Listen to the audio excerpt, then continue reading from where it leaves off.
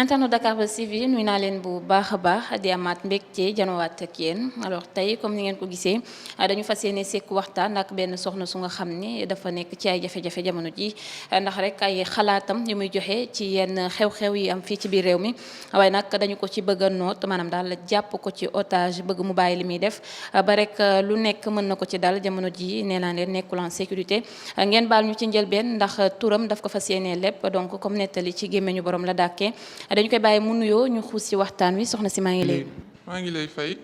soxna si maa ngi lay fay waaw maa ngi nuyu Sénégal yëpp di nuyu Dakar Buzz ak voilà ñi mbokku internautes yi comme on dit ak ñi may seetaan ñëpp donc tàmm ma caméra nag voilà je suis pas stressé ni rien je suis voilà droit dans mes bottes mais voilà donc c'est la première fois que je fais ce genre de on va dire une interview hein, tout simplement donc voilà. jamono yi nga xamante ne yaa ngi nekkoon à l'étranger yaa ngi doon joxe sa xalaat ci yi am ci réew mi comme ni ma ko waxee léegi mais depuis problème mu Sonko Adji Sarr siiw nga di si joxe sa xalaat si la nit ñi commencé xam nga si jot ay menaces ak lu ne ndax mën nga ñëw dikkal ci sa vie avant loolu di am. Sama vie bon je vais abréger parce que encore une fois donc pour commencer pour mu leer ci bopp nit ñi donc pourquoi may flouter sama visage et tout ça déjà bañ a joxe sama tour pour le moment donc j'attends le moment opportun peut-être que ça peut je suis pas sûr mais si ça doit se faire ça se fera parce que en fait le problème egg na foo xam ni ça a tellement parce que c'est Macky Sall qui a donné l'ordre mais ça peut déborder à un point ba nga xam ne donc je veux pas m'exposer encore plus pour le moment donc damay yëglu fi mu toll nii parce que tam du ma nangu toog ci dëkk bi ba Macky Sall rey ma ci il faut dire les choses hein donc littéralement rey ma carrément daggate ma comme janax bu ndaw ci rukk bi ñu suul ma noonu kenn du xam lan la donc dama bëgg nit ñi xam exactement ce qui s'est yëglu au moins je pense que ça parce que j'ai toujours donc voilà ñoom dañu foog ne man dama xam Ousmane Sonko wala dama xam keneen ak keneen wala dama politique man musuma politique xawma Ousmane Sonko donc moi je faisais que comme je suis sénégalaise bien sûr damay làkk wolof je suis trilingue je parle français et anglais donc je peux comprendre beaucoup une horizon plus large d'accord que ça soit ici au Sénégal ou à l'étranger damay joxe sama xalaat fii dans les sites internet et sur par exemple YouTube France 24 di ci wax sama xalaat je donne mes commentaires en anglais donc dañu dem ba quand les Français s'y mêlent c'est que c'est grave c'est très très grave donc xam naa ne dëkk bi maa ngi ci doon bàyyi xel xam naa moom parce que bon du ma xale noonu du ma wax sama at aussi mais j'ai plus de 30 ans je peux dire ça donc je peux dire que déjà fekkee naa avant Macky Sall largement fekkee naa ba xàmmee woon naa bu baax ba xam li xew ci dëkk bi xam naa li fi xew actuellement te xam naa li fi xew musu fi xew donc même man sama cas je sais que c'est plus grave parce que certainement si je les dérangeais pas à ce point parce qu'au début moi j'ai comme je vous ai dit parce que bon c'est évident avant qu'on commence toute journaliste je vous ai débriefé un peu sur d'une façon globale j'ai survolé la situation donc j'ai comme je vous ai dit au début man foogu moon dina egg fii te jaral na leen li parce que ça fait au moins 2 ans que j'ai remarqué ay sewaan ay dugg na fi génn fii des petits trucs mais je me disais que bon ça va passer après des fois je me disais que man est-ce que tu es paranoïaque rek mais maintenant dañu dem ba nëbbatuñ ko waaw. ndax dañu lay topp parfois wala yan signe lañ lay. loolu kay moo gën a tuuti si nit ñi si loolu c'est-à-dire c'est tellement et c'est triste en fait maa ngi koy wax mais quand je suis obligée d'être forte parce que je suis une maman donc ça je peux le dire en tout cas je suis divorcée je suis avec mon enfant avec ma petite fille une fille donc ku yërëmatul jigéen déjà jàppaletul jigéen yërëmu wax jàppale mais yërëmoo jigéen nga koy jéem a rey te yow bu ma dalee topp léegi xam nañ sama vie moom est-ce que gënuñu maa xam sax man sama vie man voilà donc xam nañ ne am naa doom et tout donc c'est triste si eux ils sont capables de vouloir tuer une maman qui je fais voilà des politiques encore une fois politique moi je mène ma petite vie je disais ce que je pensais mais xam naa que le niveau est très pointu aussi parce que bon je suis quand même une intellectuelle j'ai fait des études j'ai fait du droit donc j'ai un esprit critique peut-être un recul sur beaucoup de situations. Je peux analyser un peu du côté psychologique et social. Donc, d'après mon expérience, j'ai voyagé. Donc, dans tout ça, c'est peut-être à cause de ça. Donc, voilà. Donc, top bi ngay wax pour revenir à votre question ndax dañ may topp loolu mu gën a tuuti ci li ñuy def fu ne lañ may topp menace de mort. Donc, comme je vous ai dit. Macky Sall ay éléments ñoom yamatuñ ci rek mais tubaab bi dañ ci dugg loolu man donc pour le moment dama def déclaration pour me parce que yàgg fan yëpp bëggoon naa ko def mais aussi j'ai ma vie privée encore une fois j'ai une petite fille donc je dois gérer ma vie je dois tout gérer ma fille je dois tout concilier donc fallait que je trouve le moment opportun pour ñëw Dakar Buzz par exemple Dakar Buzz parce que actuellement vous êtes on va dire le numéro 1 les meilleurs donc pour wax fi wax bi au moins ñu xaw a reculer tout parce que ñoom rey ma lañ bëgg loolu moom mooy xale yi li ñuy wax cas bi loolu mooy cas bi rey ma la ñu bëgg donc man pour mu leer buñ ma reyee j'accuse donc pour revenir l'État français je les accuse littéralement textuellement ñoom je les accuse directement Macky Sall ak l'État français donc bu ñu demee ba français yi dugg ci di ma topp ñoom seen bopp nëbbatuñu def ay 4 topp ma wan ma flingue wan ma mais c'est trop long donc là comme encore une fois damay yëglu damay yëglu pour sauver ma peau pour survivre pour gagner du temps et puis voir ce qu'il est possible de faire donc montrer des flingues couteaux bàyyiwuñu dara bokkul ak sénégalais yi ponkal yoo xam ne 4 bu dul jeex. visite tente bu dul jeex fu ma dëkk à 2 reprises mais c'est incroyable madame ou mademoiselle enfin c'est pas important luwel fi ma njëkkoon dëkk benn tubaab la ñu luwel benn italienne benn naar amuñu lu ñu ma italienne laax de tubaab bu weex tàll ñu jële ko extérieur ba fii investir ci moom là je vous parle je suis ému en fait parce que je savais pas que ñii ils étaient malades à ce point en fait ça me fait très très mal c'est pas signe de faiblesse nekkuma c'est de la tristesse et tristesse pour Sénégal en fait parce que fooguma woon ne Sénégal dina egg fii en fait Macky Sall dina yóbbu réew mi fii tout simplement jaral ko lu nekk bëgg rey nit ñi donc c'est de la tristesse pour ce pays pour le Sénégal et de la colère surtout moo tax là je vous parle bon mon visage va être flouté mais sama bët mu ngi taal parce que c'est de la colère parce que investir leen ñooñu ñu ñëw fii ñooñu caaxaan taxu leen jug ñooñu donc rey moom moo leen tax a jug loolu moom dafa tegee na ne boor ba pare. léegi yow bi nga ñëwee Sénégal ak léegi ci ñaata temps la toll. waaw bon quand je suis revenu pour la première fois ça fait 2 ans dem naa à 2 reprises dem ñëwaat def naa 2 va-et-vient voilà. est-ce que amati nga yéene dem wala amati nga fitu dem. fitu dem à l'étranger bon c'est une question pertinente quand même parce que ñoom bu dee tubaab bi ñu ngi may topp ce qui veut dire moom l'État français. donc c'est Emmanuel on va dire c'est l'État français Emmanuel Macron kon xam nga ni kooku moom voilà donc soo demee ci dëkkam wala ñoom ñëpp ils sont comme ça c'est un link.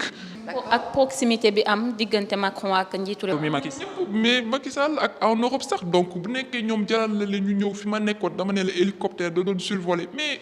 man moom xam naa ne moom man de xamoon naa ne intellectuel la waaye foogu moon nag ma nekkoon nag am naa niveau. man kat foog mu woon egg na fi donc c'est incroyable et c'est triste vraiment Macky Sall mu ngi noonu daal fi mu bëgg yóbbu dëkk bi li ma gis nii doy na waar te xam naa ne man moom fi mu nekk moom donc ci man la bëgg a jëm xam naa du donc lii je lui mets c'est pour lui mettre les bâtons dans les roues du yombee noonu donc Macky Sall gënuma nekk sénégalais du moins.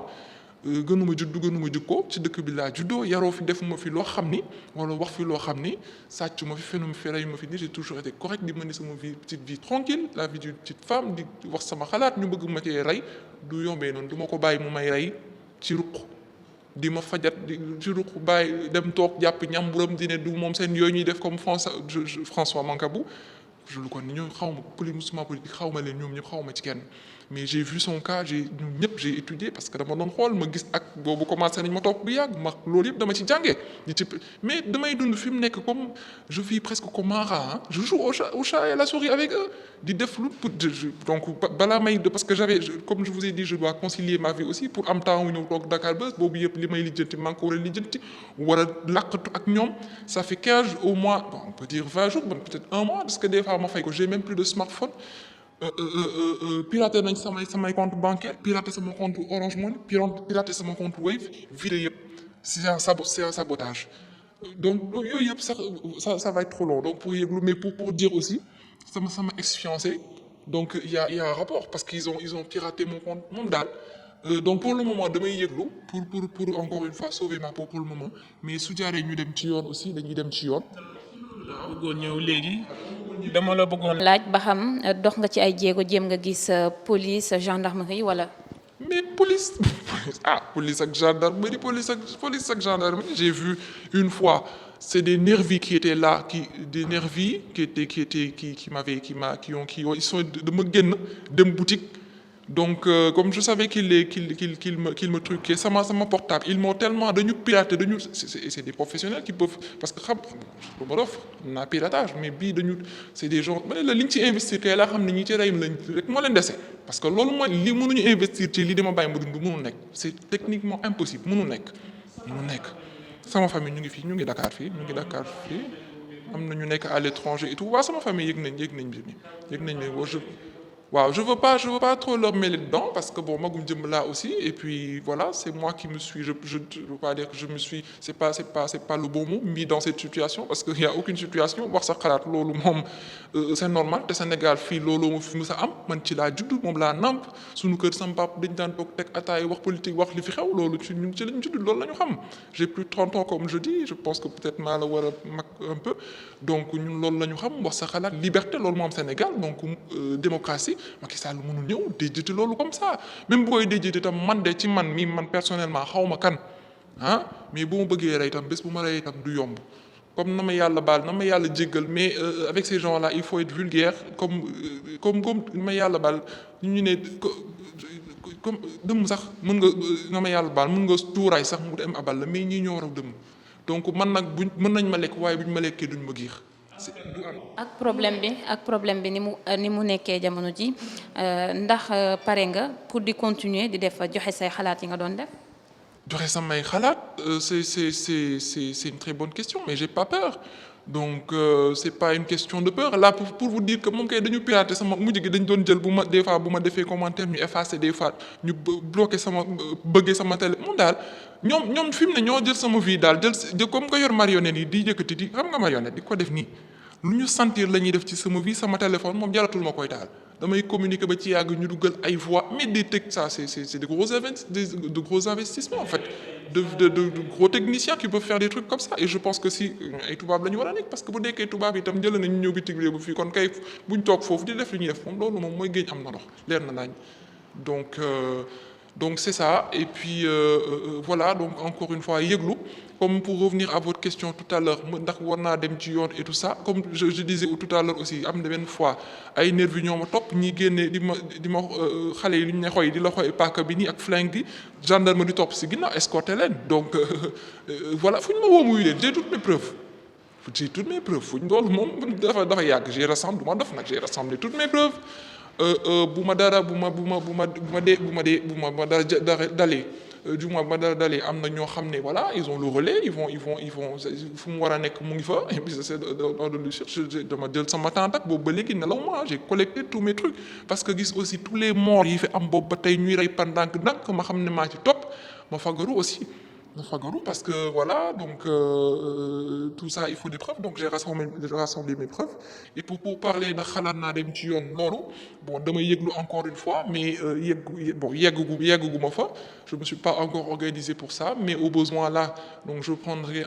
des avocats un pôle d'avocats au besoin je dis bien et puis si ça doit être porté ici sur le plan national et sur le plan international bien entendu parce que la portée apparemment de l'affaire egg na foofu ça me ferait mal nag parce que voilà dinaa siiw malgré moi parce que bugguma loolu bugguma man je voulais mener man personnellement parce que je suis une grande fille et puis je remercie il comprendra mon père de passage parce que daf ma am valeur yu bari yu ma inculqué yoo xam ne ci moom laa ko gisee jigéen ma xaw a nekk un peu garçon manqué donc man du ma ne dem am naa fit wala loolu sax liggéey du ko wax mais am naa fit ragaluma dara ci ragal may ragal ci dëkk bi laa dëkk lan ngay dëkk fii di ragal di làqatu lu ne nga bëgg ko def di làq laqatu c'est pas possible mais c'est pour ma fille bugguma ñëw ñu rey yaayam patamee ko daggate ko rey ko suul ko noonu xamul rey yaayam na xam yàlla duñ fay egg sax parce que xam naa ne moom fi mu ne dinañ joom bi xam naa fooguñu woon xam naa comme ils ont tout ils savent tout de ma vie ils savent que je donne juste mon avis mais je suis pas du genre ay siw ay wax ay kii nii xam naa dañ ne woon rek nañuy dàqanteeg mu dàqat soo taal dinañ ko jàpp dinañ ko rey vite ndànk fajate ko dugal ko suru ko tërig te du mujj fenn te dara jib loolu nag laay bañ donc je veux que au pire si ça arrive sama doom xam c'était qui sa mère etc donc encore une fois bu ñu ma reyee j'incrimine directement Macky le président c'est-à-dire xam nga am na ñoo xam ne damay gis seen interview ay état ay gendarmerie ay kii ma jàpp ak ay ministre tel moom kii moo xëcc sama loxo man je suis pas dans les détails donc je suis un intellectuel encore une fois donc vous pouvez bien le voir et puis là je parle déjà je suis encore comme dans une bulle parce que je pensais pas que le problème irait aussi loin mais j'étais obligé voilà xam nga bu ñu la toppee ba ci mur bi moom da ngay daal di retourner rek donc xamoon naa lii rek mën a am wax sa bopp wax yaay kan wax affaire yi nu mu demee bu ëllëgee bu dara amee ñu xam lan la donc je suis un intellectuel encore une fois j'incrimine dugguma ci doxuma ci daray détail je parle pas de détail je tourne pas autour du pot j'incrimine su ma dara dalee j'incrimine directement le président Macky Sall d'accord et l'État français directement ñoom ñaar laay incriminer ñoom ñaar la daal tout c'est aussi simple que ça ñoom ñaar la ñoom laa incriminer comme li daal François Mancabou encore une fois buñ ma reyulee itam jàpp ma dugal ma cellule buñ ma dugalee cellule jabetuma feebaruma insuffisance sama tànk dara jotuma aw ma góom ci tànk maa ngi nii gis nga ma aw ma insuffisance rénale du ma mbëkk mi lu wokku dërum wokku ma bu ma leen gënul wér gënuñu ma wér du ma mbëkk mi dara jotuma lu ma dal ñoom la président Macky Sall je l'incrimine du ma dal j'incrimine directement le président Macky Sall et l'État français c'est aussi c'est clair mu ngi noonu waaw si vous avez d'autres questions. am nga leneen loo ci mën a sànni pour ñu tëj. waaw donc xanaa di la remercier aussi Dakar Buzz donc voilà je vous connaissais pas j'ai pris le numéro du directeur apparemment sur le site comme ça rek ci laa ko woo donc moom tam mu nekk bu baax vraiment accueillir ma dalal ma par téléphone donc l'interview ça devait se faire plus tôt mais avec les bouchons et tout ça donc je devais encore une fois je dois concilier tout ça avec une vie j'ai une vie je suis une petite maman je dois concilier tout ça avec ma fille encore une fois donc bouchon yi ma waroon am dem lu ma récupérer ñëw bouchon yi aussi kii ma nu ñu koy waxee téema donc moo tax mu guddee donc mu dalal ma et tout ça vraiment il a été très très gentil donc ngeen nekk ñu baax au début sax j'avais dit que parce que man xawma seen turu journaliste Ngoné Saliou laa gis ne que moom moo gën a politique moom laa gën a jàpp turam man ne ko ndax Ngoné Saliou mën na ma interview mu ne ma non dafa dem Kédougou mais keneen mais yéen ñëpp vraiment vous aussi voilà vous êtes voilà machallah yaa ngi yaru professionnel c'est aussi simple que ça donc voilà di remercier ñëpp encore une fois di wax rek mu ngi noonu donc je vais laisser quand même un numéro j'avais oublié ça encore une fois yoratuma perturbé nañ ma sonal nañ ma yàq nañ samay numéro ba amatuma numéro ñemetuma taal sama téléphone di ko taal di ko fay kenn xamatul lu may dund en tout cas jusqu'à présent donc tout à l'heure sax avant de venir j'ai dû prendre une autre je dis les choses xam nga man moom je suis cash xam naa loolu moo leen bëgg a rey mais bon man je m'en fous parce que je dis que des vérités si c'était des contre-vérités on n'en serait pas là donc je dis que des vérités apparemment donc j'ai même dû prendre vous avez vu je vous avais dû m'attendre donc j'ai dû prendre aller prendre une puce réactiver une puce Tigo pour si des personnes peuvent me joindre parce que comme vous disiez man bëgguma woon si wak yooyu mais xam naa affaire bi egg na fii te doo xam fu muy yegg ji aussi dans l'avenir donc je vais laisser un numéro certainement s'il y a des gens yoo xam ne bëgg nañ ma jot xam nga xel du doy donc bëgg nañ ma jot peut-être bëgg nañ ma conseiller wala bëgg nañ ma wax wala jàppale d'une manière ou d'une autre ou des trucs comme ça donc toutes sortes de choses donc voilà je vais laisser le numéro par contre je l'ai pas en tête je l'ai pas en tête là je sais pas comment waaw Voilà, c'est ce qu'on va faire. Donc, oui, oui, j'ai oublié. Donc, je viens de, voilà, hein, donc, pour vous dire que je ne dis que la vérité, tout tient. Donc, je viens juste de le prendre. Je l'ai même pas décortiqué